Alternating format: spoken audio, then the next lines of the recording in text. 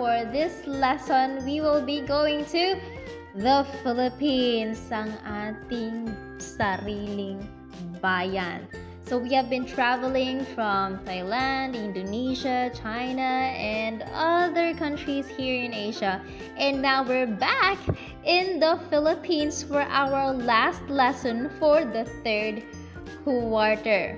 The Philippines National Commission for Culture and the Arts says it best when it notes that, as with its Asian counterparts, Philippine literature evolved and flourished alongside the country's history.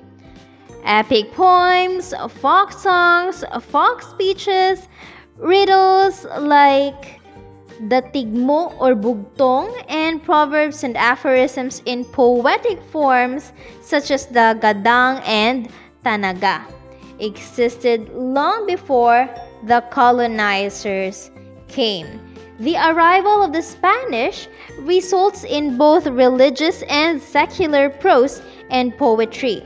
However, change was due to the long colonized Philippines, political essays and writings for freedom arose. Jose Rizal's two novels, No Limitangere and El Filibusterismo, are among the many works from the period to usher in this change. American occupation led to a fresh new influence, albeit from a new occupying power. Poetic mavericks like Jose Garcia Villa, Angela Manalang Gloria, and Alejandro Abadilla would go on to influence generations of poets who would follow after them. The modern short story, heavy in vogue at that time, was a form of Filipino writers also made their mark in, with writers like Paz Marquez Binetes, whose Dead Stars is referred to as the first successful Filipino short story in English. And we also have Manuel Arguella and Arturo Rotor, also inspiring waves of future authors. Now for this lesson, we will be talking about drama as well. Drama, along with poetry, is one of the oldest literary forms. Also, every society and culture on the planet has drama early in its history, and historians note that the use of various elements like costumes, as you can see here, there are the actors are wearing costumes, and there will be some dances, and like perhaps inspired by religious rituals and tradition, which actually predates the use of drama as a narrative form. For its part, the dramatic monologue is one dramatic form that accomplishes much while maintaining a tight focus. Now, as the name suggests, it involves a solo performance from a single speaking character who delivers a speech resounding to a situation and expressing a point of view. Now for the literary piece for this lesson, you will be reading a monologue entitled Pepe.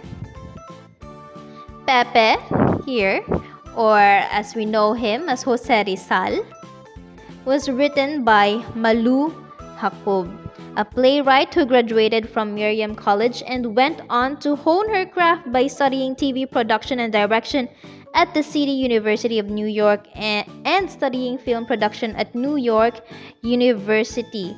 And then Marilu, or in short Malu, has made her mark as a Filipino writer through her works, which include Pepe, Juan Tamban, and Timbangan ay Tagilid, written for the PETA Kalinangan Ensemble. Now we will be reading one of her amazing works, which is Pepe, a monologue of Jose Rizal. Now, after reading that, you have to answer the following questions. Who was the first Guardia Civil that Jose Rizal met?